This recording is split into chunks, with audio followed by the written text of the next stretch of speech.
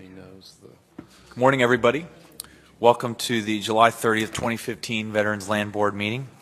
We will now come to order. First item on the agenda is approval of the minutes from our last Veterans Land Board meeting on May 29, 2015. I'll ask the members of the board to take a second to review those minutes, and assuming no objections, comments, or questions, I could receive a motion in a second to approve. I have reviewed them, and I move approval, please. I'll second. The motion is made, seconded, and carried unanimously to approve the minutes. Next item on the agenda is number 2, as stated. Thank you, Mr. Chairman. Members, for the record, I'm Rusty Martin, Director of PSF Investments and the Chief Investment Officer.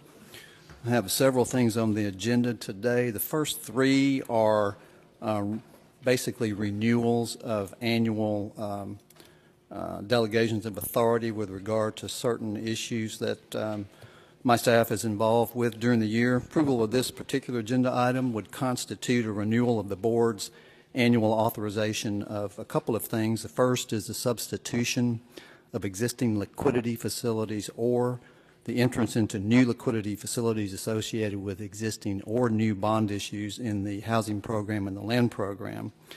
And the second part of it is the authorization of the amendment of any resolutions associated with those issues, if necessary.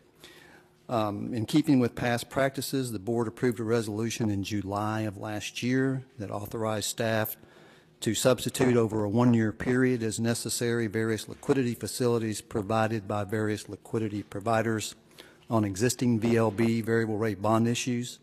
Also, to enter into new liquidity facilities related to any new VLB bond issues during that period, and to amend or supplement the resolutions associated with any of those bond issues as necessary. Since that time, staff has pursued additional liquidity commitments from both existing and new high-quality liquidity providers and was able to meet all programmatic liquidity needs, although it still remains pretty difficult to find large credit-worthy banks that are interested in providing liquidity at a reasonable price.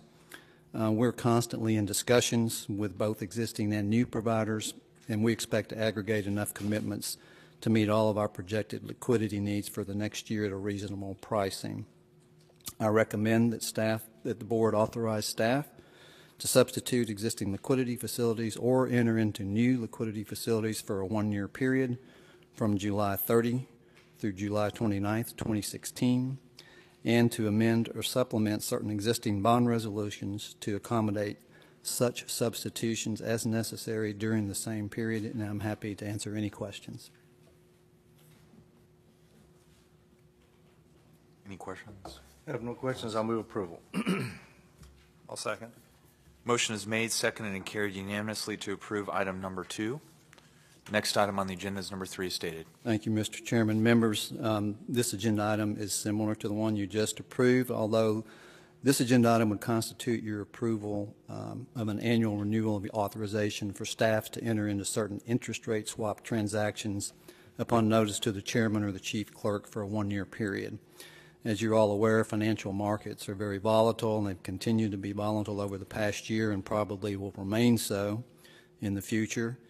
But those volatile markets often create attractive but very fleeting opportunities for entities that are able and experienced enough to take advantage of them before they're arbitraged away by other market participants.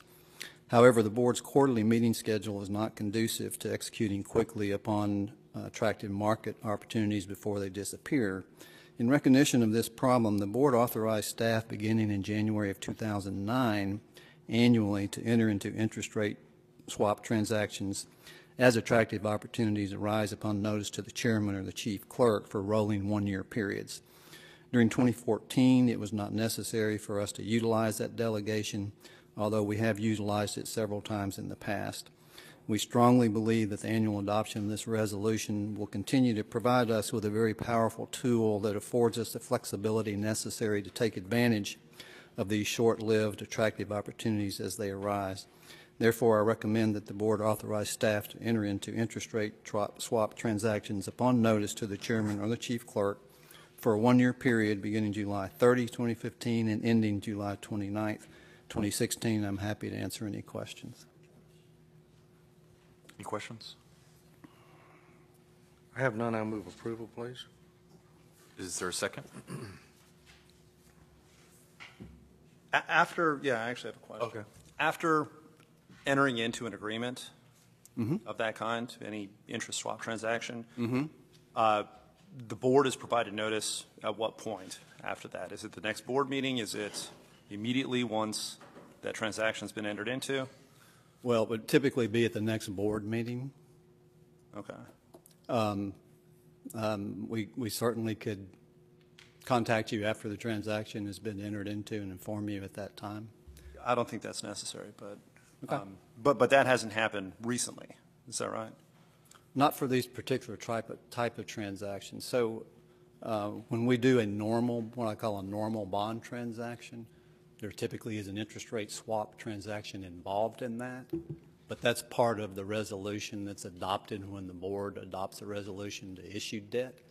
What I'm talking about here is very special opportunities that may arise with regard to the existing portfolio that we can take advantage of in between board meetings. So that's why it doesn't happen very often. It just depends on what the market's doing, what the opportunities look like. Okay. The last time we took advantage of that, I believe, was in 2012 is when we did something. So it doesn't happen very often, but you will be notified about it. I second. So the motion has been made and seconded to approve said resolution, and that carries unanimously to approve item number 3. Next item on the agenda is number 4, stated. Thank you, Mr. Chairman. Members, this also is another annual approval item. This would constitute your board approval of the issuance and sale in one or more series of or installments of up to $250 million in tax-exempt new money general obligation bonds in the Veterans Housing Assistance Program in 2016. Again, last year in July, the board approved a one-year resolution authorizing the issuance of up to $250 million in tax-exempt new money general obligation bonds in the VHAP during the 2015 calendar year. Subsequently, we closed on $125 million Series 2015 A bonds in January of this year, and we also closed on the 2015 B bonds, another $125 million, in July of this year. As you know, the program is limited by federal tax law to no more than $250 million in new issuance per year, and demand is such that staff continues to expect that we will issue $250 million per year for the foreseeable future. Therefore, it's time again for the board to approve a resolution authorizing the issuance of up to $250 million in tax-exempt new money general obligation bonds in the program during calendar year 2016. Just as a general description of what those bond transactions look like, we typically structure them as a synthetic fixed-rate term bond, and we do that by issuing variable rate bonds that are effectively converted into fixed-rate bonds by using a floating to fixed amortizing interest rate swap. With the exception of 2009 and 2010, the board has entered into these type of transactions in virtually all of its new money transactions over the past 13 years. And it's consistently allowed us to achieve a true interest cost averaging about 120 basis points below the cost that would have been associated if we had done a traditional tax-exempt fixed-rate housing deal that incorporated all the various serial term and planned amortization class bonds. Recent conversations with our financial advisor indicate that we should be able to continue to use this structure with similar results. Therefore, I'm recommending that the board authorize the issuance of up to $250 million in tax-exempt new money general obligation bonds in the VHAP during 2016.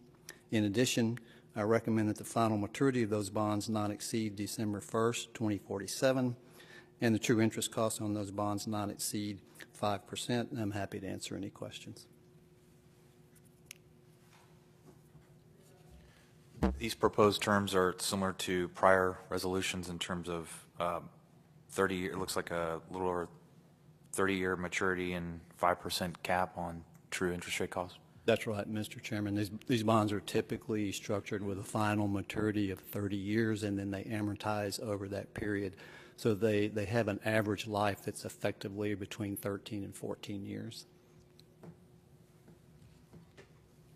Any questions from? I don't have any questions. All motion to approve? Second. Motion is made, seconded, and carried unanimously to approve item number 4. Next item on the agenda is number 5, as stated. Thank you, Mr. Chairman. Members, approval of this item would constitute your approval of the redemption of all of the currently outstanding State of Texas adjustable, convertible, extendable securities, Veterans Housing Assistance Bond Series 1994A1. That's a mouthful. I'll just say the Series 94A1 bonds going forward. These bonds are unswapped variable rate bonds in the housing program. They have a current principal balance outstanding of $5 million, and we have approximately $6.1 million of associated investments.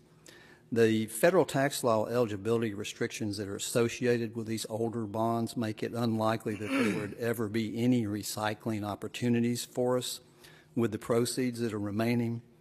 And the investment earnings are limited to the amount of interest that's paid on the bonds. Therefore, there really is no benefit to the board at this time for them to remain outstanding. Redeeming those bonds will free up $1.1 million for the origination of new loans in the housing program. And it would also save us about $320,000 over the remaining 8-year life of the bonds in associated fees that are associated with marketing, liquidity, and accounting and custody fees. Therefore, I'm recommending that you authorize the redemption of all of the Series 1994A1 bonds from the existing associated investments, and I'm happy to answer any questions. I have no questions. I move approval. Second. Motion is made, seconded, and carried unanimously to approve item number 5. Next item on the agenda is number 6, as stated. Thank you, Mr. Chairman. Members, this is a non-action item. We place this on the agenda at the request of the state auditors. It's the quarterly investment report for the period ended March 31st, 2015. I'll just briefly give you some general market conditions and talk about the performance. First quarter GDP in the U.S. actually decreased very slightly at an annual rate of about 0.2% after it had increased 2.2% in the fourth quarter of last year.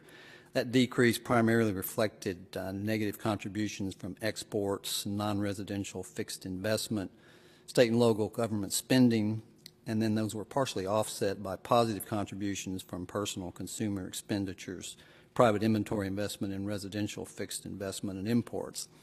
Current consensus, however, indicates that annual GDP growth for the rest of 2015 and all of 2015, for example, is going to be 3 to 3.25%. Also, during the period, unemployment fell to 5.5% from 5.6% in the fourth quarter, and current consensus indicates unemployment range will average around 5.5% for all of 2015. Fed policy was tweaked a little bit during the quarter. They left Fed funds unchanged at 0 to 0.25%, and they affirmed that they would keep rates low if inflation continues to run below its 2% target. And then it also is maintaining its current policy of reinvesting principal payments from its holdings in mortgage-backed securities and also rolling over maturing Treasury securities at auction. This should help maintain accommodative financial conditions. There is no doubt that at some point in the near future, I think they are going to raise rates minimally, probably 1/4 point. It's anybody's guess as to when that happens, but they've certainly been making a lot of noise lately that indicates that no later than the end of the year, but probably sometime in the third quarter, you will see a tick upwards in short-term rates. Impossible to know what effect that's going to have on long-term rates, which is what affects mortgage rates. My guess is that the market will probably overreact like it generally does, and you might see long-term rates shoot up pretty high for a short period of time and then settle back down at a lower pace. But there's no doubt there is going to be there's going to be an increase in short-term rates, I think, before the end of this year. They've said that they're going to take a balanced approach, and they've been saying that for a long time, and they actually have to. I mean, coming out of a really long recession like that, they're not going to do anything drastic. They're going to take a very measured approach. So, and they're going to broadcast it well in advance, and they've been doing that for a while. But Rusty, after that happens, how long does it take historically for the market to get back to equilibrium? You mean if rates shoot, if long-term rates shoot up? Yes. You know, there's really no one answer to that question, because if they do shoot up like that, it's going to be because of an overreaction, and overreactions can correct themselves very quickly, or they can correct themselves over a long period of time. And I'm certainly not going to go on the record as giving you a date of when I think that's going to happen. My guess is it would be very short-lived, though. But I think that there hasn't been any action for so long, and if that's going to be a first real concrete action taken, and I think there will be an overreaction on the long side of the market, because they haven't really said what they're going to do past that. They've just kind of just said, well, we're going to do something, and it's probably going to be pretty soon. But after that, we're just going to wait and see what happens. So When you say short-lived, I know that there's no way that you can pinpoint that, but is short-lived weeks, or is it months or quarters or years? I would say I'm thinking in terms of months. Okay. But you're talking about for if rates do spike up. Yes. I think that's months at the most. If you'll turn to page 3, you'll see the performance for the portfolio. Again, we measure this on a total return basis. This portfolio, however, is not a traded portfolio. It's constructed to pay debt service and to fund loan purchases primarily. So it's basically a buy and hold portfolio. But the highlighted section there you'll see for the return for the year to date, which is the first quarter, portfolio returned 1.16% versus 0.37% on the benchmark, which is a very good result. The yield to maturity at the end of the quarter was 1.64% on the portfolio versus a 0.43%, and the duration of the portfolio was around 4.3 years. Typically, we're targeting a duration of 3.5 to 4 years. It fluctuates during the year, though, depending upon what time of year you're looking at it, because our debt service, big debt service payments are semi-annual, June 1st and December 1st. So there's a big buildup of short-term investments at that time that keeps the duration lower. And then when those amounts go out to pay that debt service, the duration goes up temporarily as the more short-term investments are accumulated. So typically speaking, we're trying to be somewhere around 3.5 to 4 years on the duration. So the portfolio is doing very well. It's fixed income only, and it's comprised primarily of high-quality commercial paper, agency securities, and treasury securities, and then really high-quality taxable municipal securities. This is a non-action item, but I'm happy to answer any questions you might have. None for me. No questions. We can jump into the next agenda item, which is number 7, as stated regarding Veterans Housing Assistance Program. Thank you, Mr. Chairman. Members, this is an item that we typically include on the agenda and may or may not be an action item today. I'm not recommending any action. This discusses primarily interest rates in the housing market. You should have a sheet that shows you that our current base rate effective this week is 3.35%. That is 61 basis points below the benchmark rate of 3.96% that was set last week. We made about, in fiscal year 2014, we made about $475 million in loans, which is about 5% above the year before, and about 16% above the previous 3 fiscal years average of about $410 million. Demand was fairly stable throughout much of 2014 and averaged about $40 million a month. So far in 2015 through June, demand has averaged about $30 million a month, or about $300 million for the year. The average loan size has crept up over the past few years. In 2013, it was $222,000. 2014 it was $235,000, and this year so far it's about $245,000.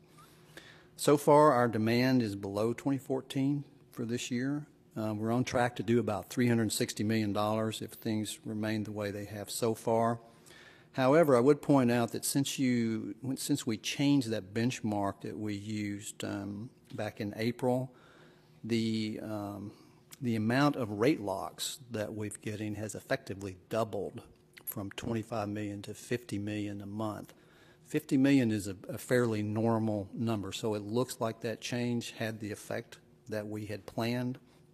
So the 360 number that is projected may actually be a little higher than that if those rate locks pull through as they typically do. Therefore, I'm not recommending any changes in the program at this time. We'll continue to set the weekly rate at a spread that's somewhere between 50 to 65 basis points below our benchmark, and we'll continue to monitor and report back to you at the next quarterly meeting. But I expect that change really had the effect that we intended, and it looks like those loans will pull through and demand will get back up closer to what I call a normal range for us, which is somewhere around $450 to $500 million a year. Happy to answer any questions. Rusty, how many loans do we make that are the 15, 20, or 25-year loans? Very, very, very few. But they are available. They are available. I didn't realize that. I thought they were all 30-year loans. Most of them are, but we'll make shorter ones. Okay, is there a rate break for those or not? No. There used to be, but Same We don't do that. for 15 or 30. Mm-hmm. Okay. That's all the questions I had. Assuming no others, appreciate that, Rusty, and we can move to the next item on the agenda, thank you. which is number 8 as stated.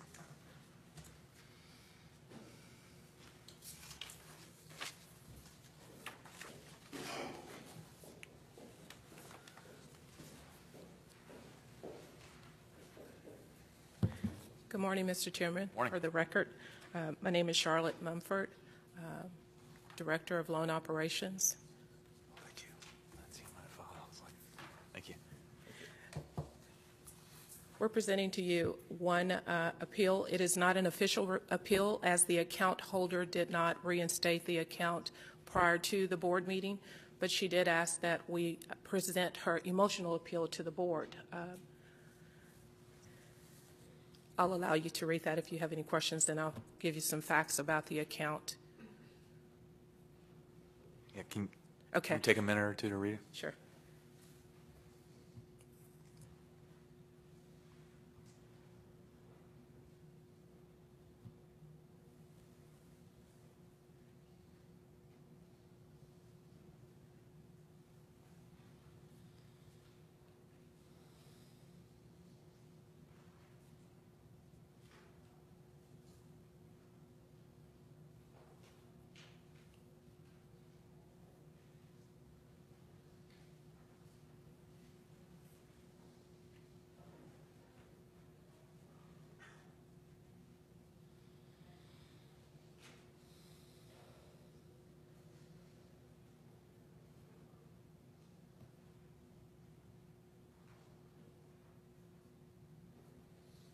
Okay. Mr. Neal purchased the property in 1997. The original loan balance was $22,990, and his current balance is $16,000. We have been working with Mr. Neal over the years to keep his account current. This is his third delinquency. The property today is valued at $103,000. We do have a bid on the property. It was in our land sale. Staff does not have a recommendation for you at this time because we just received the appeal. Our options today would be to place the property on a stay of sale and continue working with the account holder, or we could proceed with awarding the tract to the highest bidder in the sale. What's the what's the bid? The bid is $107,000, I believe. What has traditionally been the guidance to the board? Traditionally, motion we would bring the account before you if the account holder had fully reinstated. And in this instance, we asked the account holder to basically pay the delinquency before the board meeting, and we would have allowed her to reinstate the account. Unfortunately, she was not able to do so. In previous circumstances, you indicated that this had been a couple times before.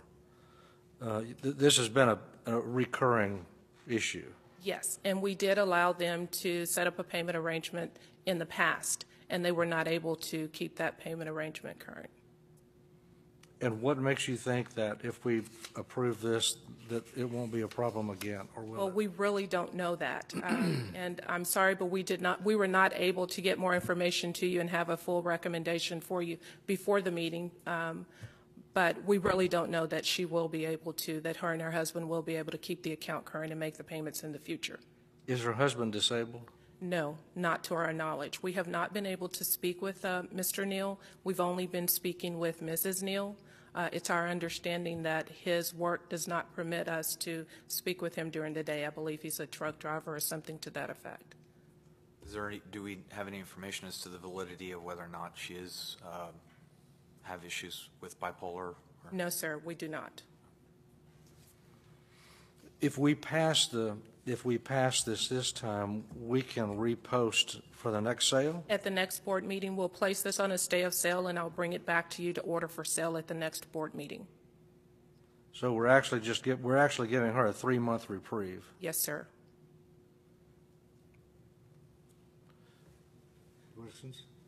And passing this motion is consistent with our past practices.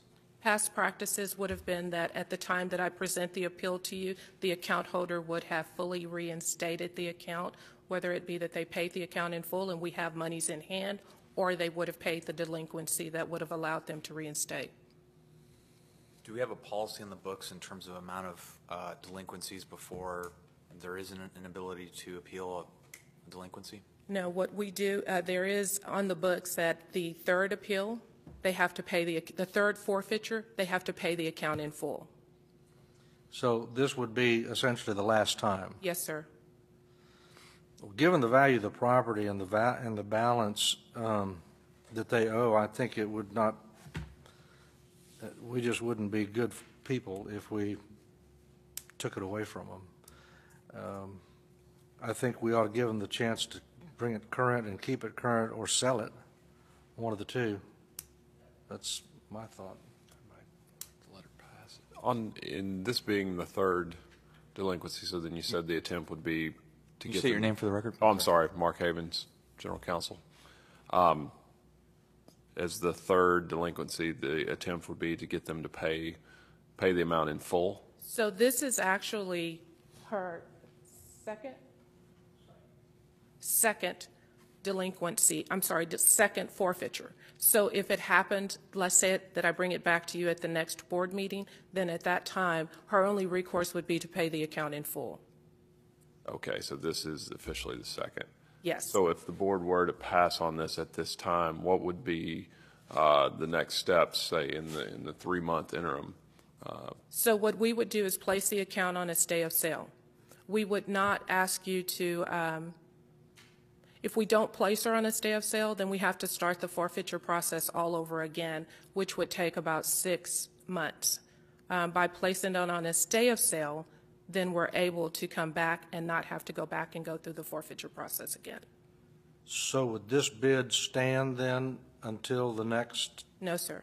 We would go through the whole process again? Yes. Okay. I'm a little confused about the past practices, and I just want to make sure that we have clarification so that our actions are consistent with what we've done previously and what we'll do going forward. And my understanding of your response was that typically it would have happened a different way. Typically we would have information and we would be able to proceed on that basis. You're correct. But are you saying that this instance, what's happening here, has never happened before? I'm not saying that it's never happened before, but I can tell you that it would not, normally, I would not bring you this without the account being fully reinstated. Do you know whether or not in instances that have reflected what's going on here, what we've done previously, instances where we haven't had the information at the board meeting? I can't. I can tell you that we will always try to work on behalf of the veteran. If we had a situation like this, I would think that historically someone would have presented it to you all because she did request that we present it, even though she had not met the requirements that we normally would have before we presented it to the board.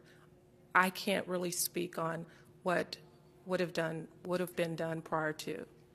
Well, I've been on the board a few years now, and I've never seen this instance where the request for special circumstance has not been accompanied by a check.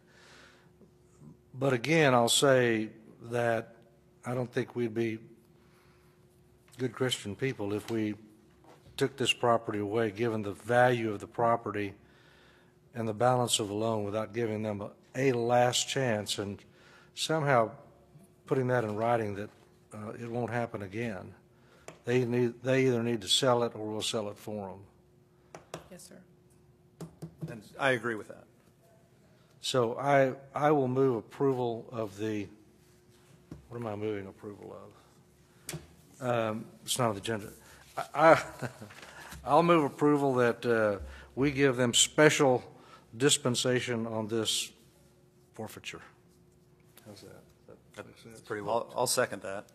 You want to reword that, counsel? If I may. I'm not sure. So would the request from the board be to have the stay of sale? Would that be the best way to state it? So That the basically board we- recommends that? Yes. What we would ask the board then would be to place the property on a stay of sale and continue working with the account holder to reinstate the account. So moved. Well, I'm moved. You're seconding. Who's moving? I'm moving right now. Okay, then I'll second Second that motion. And motion will be made, seconded, and carried unanimously to approve said request to the board. And Charlotte, they need to know that we're not going to do this again. I don't know how you communicate that nicely, but We'll make sure that we reiterate that to the account holder. Thank you very much. Thank you. Next item on the agenda is number 9, as stated. There are 16 bids offered during the FLS online bidding period of June 8, 2015 through July 28, 2015. We have received a total of 130 bids, resulting in 16 high bids. Staff is requesting that the board award all high bids that meet qualifications of the land program, with the exception of the account that we just pulled. are there any losses on any of these, Charlotte? I'm going to say no. No. Okay. I will move approval to accept the award, the bids. I'll second. The motion is made, seconded, and carried unanimously to approve item number 9. Next item on the agenda is number 10, as stated. Staff is requesting that the board take forfeiture action on the resolutions before you, except accounts where sufficient funds are received to avoid that action. 16 accounts are being presented for forfeiture action today. I will be happy to answer any questions you may have. They're getting fewer and fewer, aren't they? Yes, sir. The economy's improving.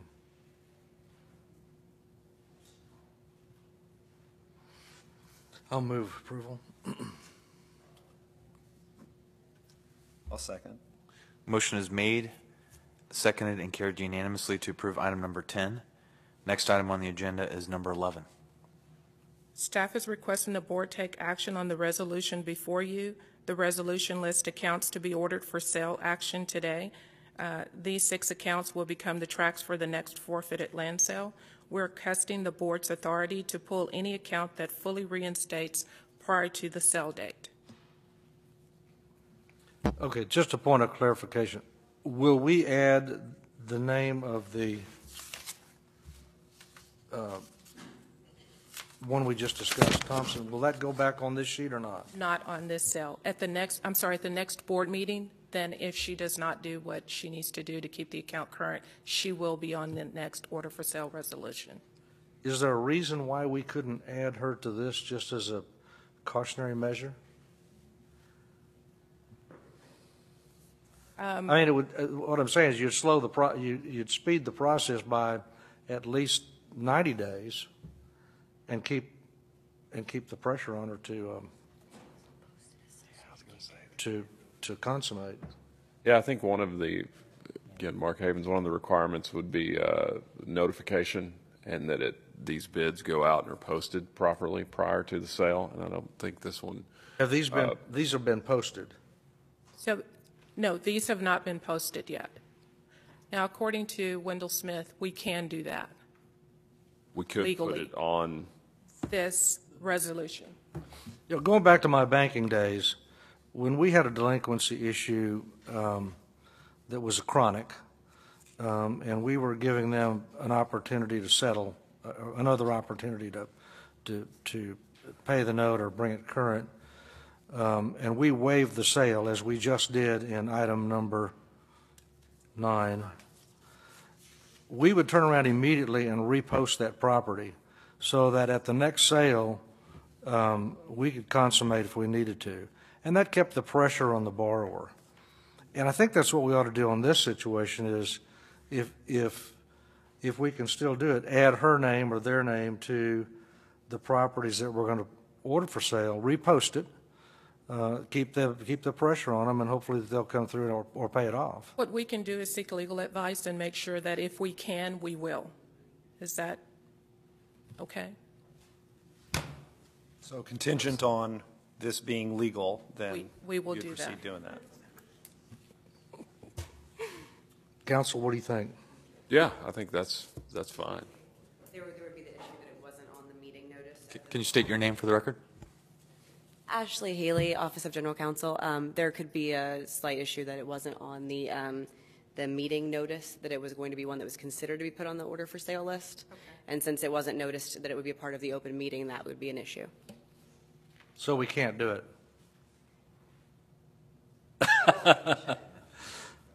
Excuse me, Ashley Healy again. What we could do is if we feel the need to call a special meeting that's more than quarterly, we could call another meeting of the Veterans Land Board in a month or in 2 months.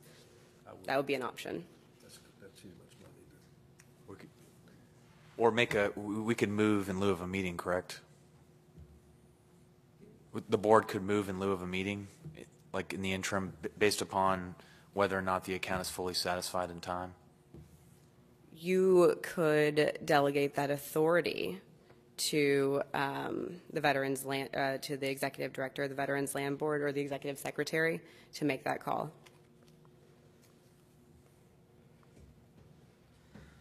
I don't have a problem delegating the authority, but certainly I don't think we ought to call a special meeting for one agenda item to repost somebody. I think that's not a good use of time. So if council is okay with it, we can delegate that authority to staff to repost that if that's okay. And my main concern, again, is not the delegation of authority. I don't have a problem with that, and I think we're well within the bounds of doing that. My concern is open meetings notice and notification, since it would be an item going up for sale and there's bidding involved with that. I want to make sure we hit with specificity all the requirements for that, just to make sure everyone is aware that this will be up for sale.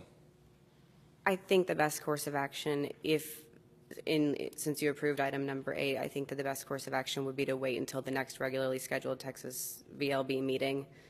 And I mean, yes, it would be a couple months later, but I think that would be the following agency policy and following the law the most closely. I agree. I'll take back all my questions.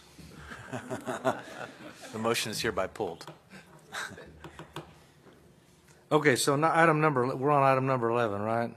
I move approval for the order of sale of those land tracts. A second. Motion is made, seconded, and carried unanimously to approve item number 11. Next item on the agenda is number 12 as stated. Staff is requesting that the board set the next quarterly electronic forfeited land sale bidding period to begin September the 8th, 2015, with a bidding deadline of October 27, 2015 at 5 p.m. All motion to approve. Second. Motion is made, seconded, and carried unanimously to approve item number 12.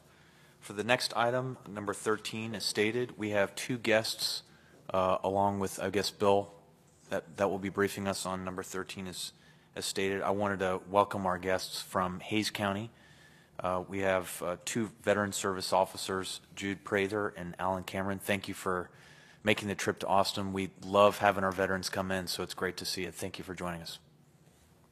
For the record, I'm Bill McLemore, the Executive Secretary of the Veterans Land Board. Item 13, consideration and possible action on establishing a disaster relief initiative in the veterans' housing and home improvement programs. Thousands of homes throughout Texas are damaged or destroyed as a result of the last Memorial Day weekend floods, with some 111 counties declared disaster areas. The federal veteran population by county data reveals that over 1.1 million veterans residing in those counties. Staff identified over 700 veterans with active VOB loans in those affected counties. And while many veteran homeowners will have coverage that will assist with the repairs and the rebuilding and the restoration, many will not have insurance or will be underinsured, and renters would have had even fewer options in that regard. Therefore, the staff is proposing the establishment of a Veterans Land Board disaster relief initiative within the veterans' housing and home improvement programs. The initiative would be administered by the chairman and the executive secretary as directed by the chairman under the following conditions and parameters. The veteran must reside in a Texas county that has been declared a disaster area. Number two, the veteran's residence must have been damaged or destroyed by the event leading to the disaster declaration. The Veterans Land Board loan funds are a supplement to, not a replacement of, any other grants or insurance proceeds that may be available to a qualified veteran. And the most important part here, the interest rate on a home improvement loan may be reduced to no interest, 0% interest. The interest rate on a housing loan may be reduced by a quarter point. For disabled veterans, this would amount to, and those disabled veterans, 30% disability or greater, would amount to a 3/4 point interest discount off the base rate. As an example, this week's base rate is 3.35. If you were a disaster disabled veteran and needed a loan to, not to supplement, but or to supplement underinsurance or what the insurance did not pay, that quarter point would bring you down to 3.10%. If you were also a disabled veteran, 30% or greater, your interest rate this week, another half a point off, would be down to 2.6%. This is on home loans. Remember, on home improvement loans, we're saying no interest for those that were affected. Veterans who are renters who desire to purchase a home are also eligible on a home purchase. The home to be purchased doesn't need to be in the disaster-affected county, anywhere in Texas. Eligible veterans must apply no later than 1 year from the date of the disaster declaration. Staff's recommendation is the approval of the initiative for the 2015 Memorial Day floods and any future natural disasters that may occur in Texas. Stand ready to answer your questions. Just one quick question on the, for clarification on the home improvement loan. When we say may be reduced to 0%, does that apply to existing home improvements or going forward new home improvement loans? Just home improvement related to disaster, those Memorial Day disasters. So this new initiative would apply to both existing and new loans undertaken, say, by a veteran? It could if they were involved in the disaster. Yes, sir. A couple questions, Bill. So they would be eligible. This is to a specific county or specific disaster areas as declared by? Had to be declared by either the president under the disaster relief or the governor. Okay. What is the maximum loan amount that we would look at for a home improvement loan? $25,000. And the rate on that would be 0%? 0%. For what term? Those terms go 5, 10, 15 years. Maybe this is a question for Rusty. Do we want to put out $25,000 at 0% interest for 15 years?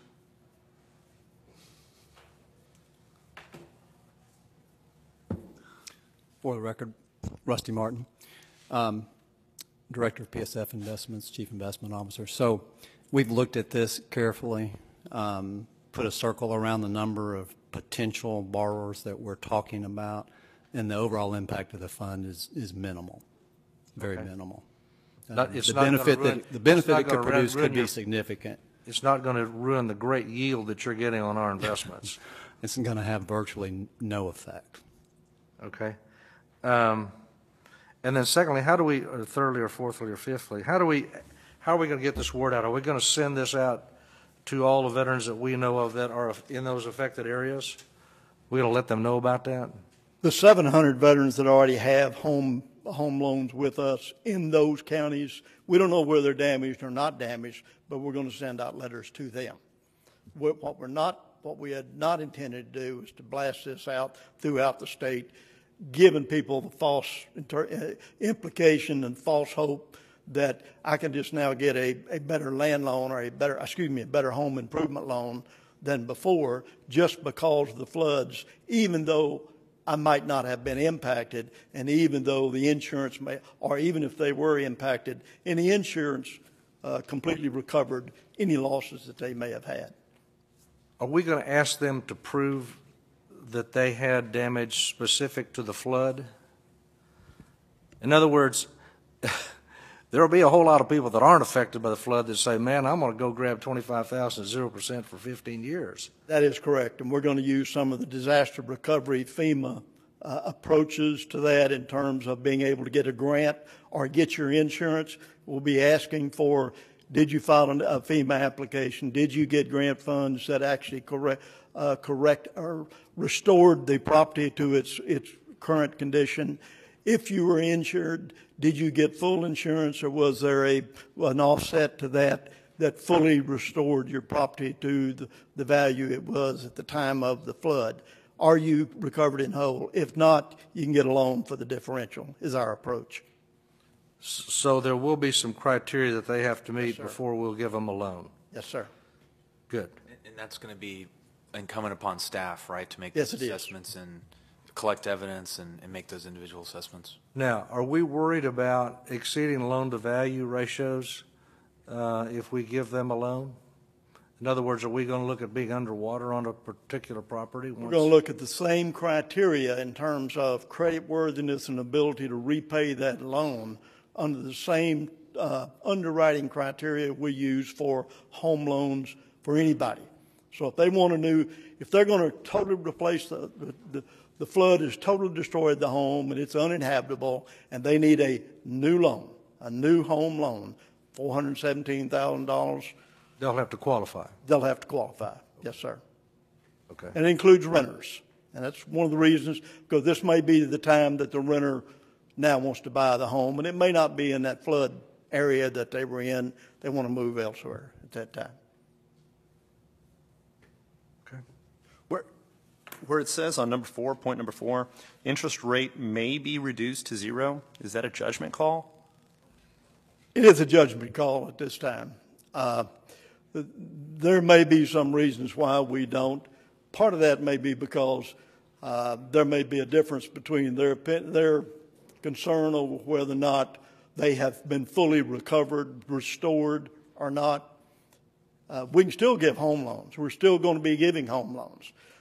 So may is the operative word there. We wanted to make that discretionary, not necessarily mandatory. This doesn't relate to home loans, right? This is just home improvement loans. Home improvement loans. Okay. And so is that going to be a judgment call made by staff? I'm sorry, you're talking about the 0.25% interest. That's home loans. Okay. No. The home improvement loan would be reduced to no interest, 0% during the term of the loan. So that will be reduced to 0%. That's correct. We weren't going to have any discretion at that time. If you want, a home improvement loan, if you met those criteria that we were talking about, then yes, you'd get that. On a home loan, we're talking about 25% reduction, but you still got to show that that thing was related to the disaster. So should we, And we're talking about the future here. If you notice, we're not just talking about the May disaster. We're talking about future disasters. I don't know what may occur. We're talking about those home loans for the future.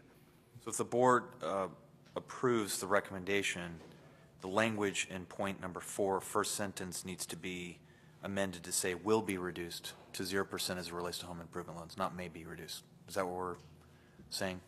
Because there's a big difference. Right. I need to defer to Rusty for just a moment about our difference between the will and the may in terms of the interest rate between those two products. I think the word should be will. And in both circumstances, the first sentence and also in the home loan will be reduced by 0.25%. Okay.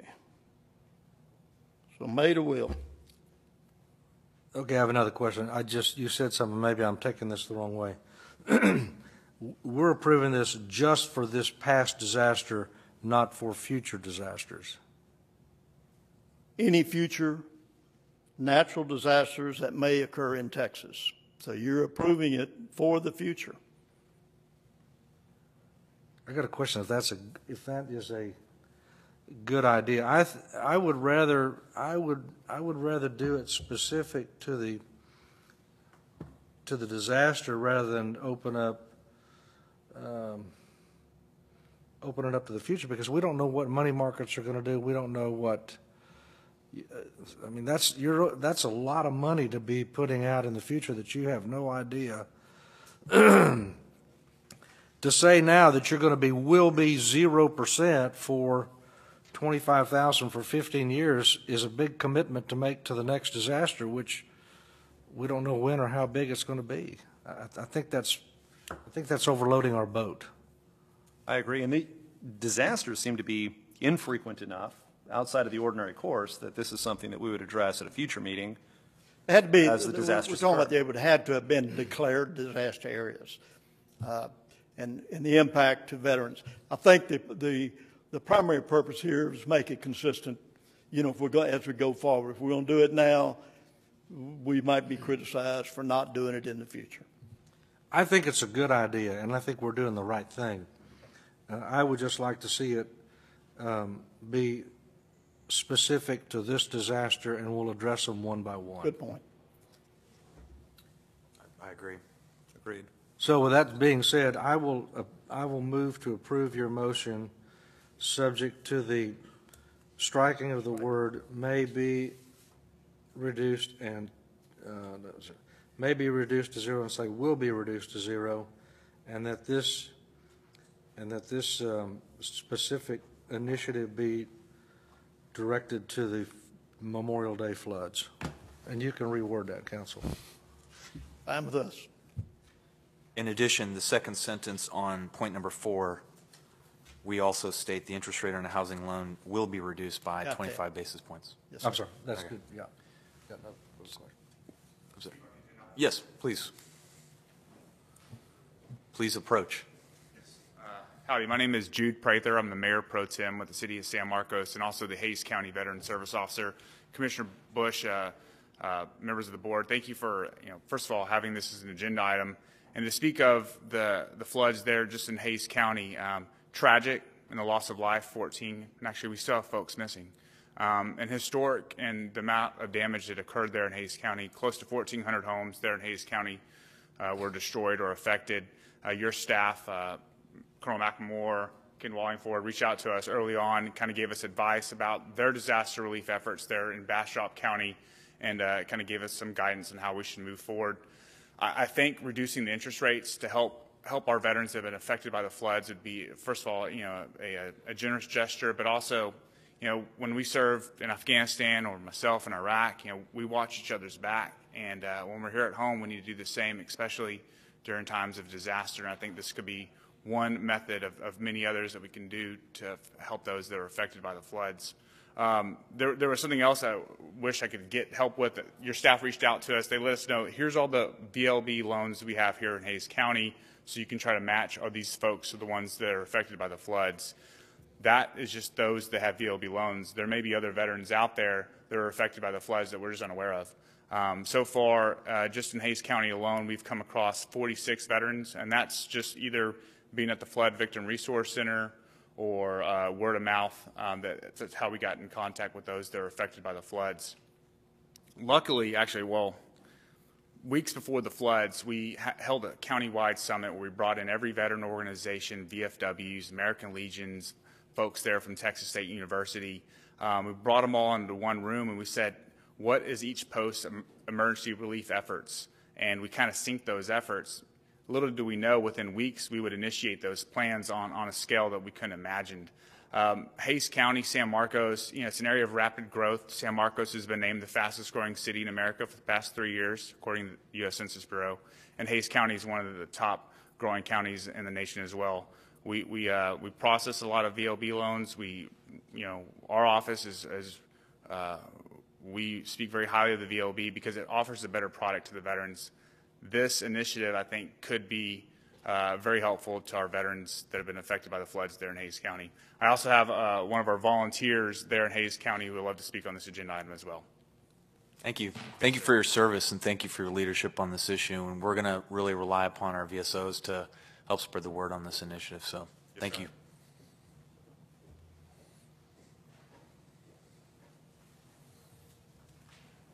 Morning, everyone. My name is Alan Cameron. I served honorably in the United States Marine Corps during the Vietnam era. I am, as he said, an assistant to Mr. Prather and have been for 8 years. Mr. McLemore, thank you, and you brought forward all the issues that I think are pertinent. With all due respect, Board Member Mr. Johnson and Mr. Chairman, I understand when people say, well, what about the fraud? What about the possibility that we get the wrong thing going here? I understand that, and that's part of what you should do. Filter what your decisions are to what actually needs done. And I will say, as Jude, and I don't want to repeat anything he said, Mr. Prather's right. I had a personal connection to this particular disaster, and whether it be water, fire, or wind, we will have disasters in Texas. Whether or not you write this and believe this and make this a decision that isolates to this water disaster, if you would allow me to, I'd like to go through what I read in item 13 and break it down to 3 things for you: disaster, relief, and initiative. I'm what Jude calls his boots on the ground. I'm the old Marine he sends out to find out the truth. And I will tell you, on May 24th of this year, my oldest son, Brandon, lost his home. But he kept his life because a fireman knocked on his window and nearly broke it out to wake him up at 3 a.m. He lived on the San Marcos River in Martindale. His life was saved, but his home was lost. I'm a veteran, and I will tell you that drove me to certain initiatives. But if we take the first word, disaster, I went and borrowed a pair of boots from someone, and I spent 2 days in Wimberley, Texas, Hays County. And I want to quote, if you'll allow me, Governor Greg Abbott as he made his aerial overview of that area. Quoting him, he said, "This is absolutely devastating." He said, "This is a tsunami-type power that destroyed hundreds of homes along this river. This is the biggest flood this area of Texas has ever seen." So if we talk about disasters, our governor believed that that was one of the worst that area of Texas had ever seen. If you go to the next word, relief, I want to move to what Jude had to say about a collaboration. Mr. McLemore, of course, contacting us. We look at Austin and we want help from Austin, and we get it. But the VLB has a very positive reputation in Hays County, Texas. Our veteran service officers across this state are there to make sure, sir, I'm looking at Mr. Johnson, that we don't have fraudulent claims. Let me get back to my boots. I went into homes of veteran families that smelled so bad we couldn't stay there. We went to churches. And you know what I mean. An odor so overwhelming that it's not possible to continue to reside in that home. Most of the damage we talk about here in this disaster was 4 feet of water destroying wallboard, electrical circuits, people's utilities were disrupted, and on and on and on. But the basic fact is, when you get down to the initiative, that's why we're here today. For us to be able, as veterans in Texas and in Hays County, anywhere in Texas, to go out to other veterans and say, the VLB has decided to look into this. You use words like consider and possible. I'm begging you, because I've been in these homes. Jude sends me out with boots on the ground, and we have something called Code Blue down there. And that's when my post of AMVETS, my post of VFW, my post of the Vietnam Veterans of America, my post of the Alliance of Texas Veterans, I will tell you the collaboration is the key, and you are huge in that collaboration. For us to sit as organizations and say, the VLB has decided to do something good, and sir, I appreciate it. I keep looking at Mr. Johnson because you have word power. The good Christian thing to do, what is that? That is exactly what you wrote here on item 13. It is exactly what we're doing in Hays County to date. I'm sorry to say we've lost 14 lives down there. But I will tell you, veteran families don't ask for anything. It's a problem that we deal with all the time. It's an element of pride.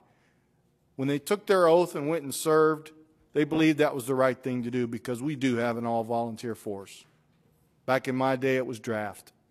But I will tell you, it's hard to get them to reach out and ask for something. So we need to advertise, and you're right. Just the top of this is the VLB, another positive light shining on you, an opportunity to do something good, and for us to be able to say to those veterans, let us help you ask. Come in and prove what happened to your property, how much damage is there, what do you need done to bring your children back in safely so there's no mold, and look at $25,000 and say, it's not going to cost you any interest on this. The VLB is willing to help you. They want to do a good thing for the people, the veterans of Texas who have served. And I thank you for everything you've done to date. I thank you for the opportunity to listen to me. And I will tell you, my heart is just overwhelmed to go into some of these homes and people's insurance companies have denied them. What's the next thing they can do? They're not going to beg. Veterans don't do that. What you have an opportunity to do today is reach out. Thank you very much for your time. Thank you. Thank you for your service and your comments. It definitely lent a lot of insight to the board, so I really appreciate that. So with that, I think we will we can entertain a motion. We have to make that official unless Bill has something else. Official? I'm not sure that we actually made a motion, seconded, or carried the. I don't think you made the motion yet. Yeah. I don't know if you had anything else to add, Bill? I'm sorry, sir. Did you have anything else to add, No, or sir. any other questions from? I have a comment to the gentleman's gracious speech. Great comments. Thank you very much. But let me clarify that I am not against this initiative. I think it is a great initiative. I think it's well placed. But understand that we have a fiduciary responsibility to make sure that this Veterans Land Board is solvent and stays that way, and Rusty does a really fine job of keeping us in the middle of the road. Actually keeps us on the high road. So just as an example, in the month of June, we closed $4.7 million, more or less, in home improvement loans at an interest rate. If 700 veterans happen to apply for a loan at an average of $25,000 a loan, that would be $175 million. Is that right? 25, yeah. 175 million. At 0% interest rate. So I would be remiss, and I wouldn't be doing my job as a member of this board, to commit future boards and the Veterans Land Board to a 0% program for disaster loans that happens in the future when money market rates right now, as Rusty stated a while ago, are looking to go up. We're in a catbird seat right now with 0% interest at a national level. That's unheard of. Sooner or later, it's going to go up. I spent 30-something years in banking, and I'll tell you, I watched them go up and down, up and down, up and down, and you must prepare for the future because you don't know what is coming. So I applaud you. I think you guys are doing a great job down there. I think it's wonderful, and I think this is a great program, and I think it needs to be specific to this instance, and if we're going to commit it to zero, specific to this instance. So that's my speech. Well, I think based on that commentary, I think the board would be in a position to move. Do we have anything? Ashley Healy, General Counsel's office. If you could just, again, clarify exactly which changes that you're making before you make the motion. So I'll go ahead and make a motion on point number 4, first sentence to read, the interest rate on a home improvement loan will be reduced to 0%. Second sentence shall read, the interest rate on a housing loan will be reduced by 25 basis points, 0.25%. The final sentence will read, staff recommends approval of the initiative for the 2015 Memorial Weekend Day floods, period. And I'll go ahead and make that motion, and after we've had a chance to collect your thoughts, I could entertain a second. Second. I vote to approve. The motion is made, seconded, and carried unanimously. Again, we thank our guests for coming and adding insight to the discussion. We definitely welcome our partnership and our collaboration with you to make this a successful initiative. And assuming there's no other business before the board, we can adjourn. Oh, we still have, oh yeah, I'm sorry. Still have staff reports. We still have a staff report. I apologize. Next item on the agenda is number 14 as stated. Sir, that's an information report only. I stand ready to answer any questions. The good news about this takes us through the third quarter. We are still on track to meet our goals for this year in land and home improvement. On the housing loan, and Rusty's already explained that. Remember, our goal and our strategy is we want to create demand for land, home improvement. We want to meet demand for home loans out there. And there's a good justifiable reason for having that strategy. So we're not out there trying to compete with other institutions that can beat us on an interest rate for home loans if they can. But what we are seeing after they made this correction on the interest rate back in about March, that gap is slowly starting to close again. So I think this report will show you that. Increases on everything except the home loan, but the decrease is beginning to close. Just to comment, this is the first time I think we've done this report, Bill, and I thank you very much. That's a good report. I like seeing those kind of numbers. And just for a point of clarification, I said 175 million a while ago. It's 17.5 million. And that's all I have to say today.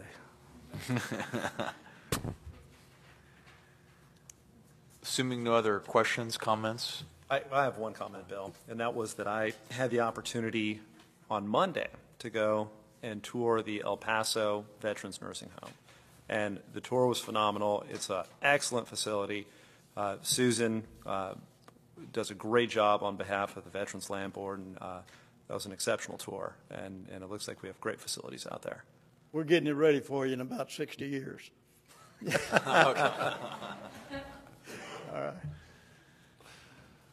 Thank you very much, Bill. Thank you, sir. And there being no further business that I'm aware of at this time, this meeting is adjourned. Thank you, everybody.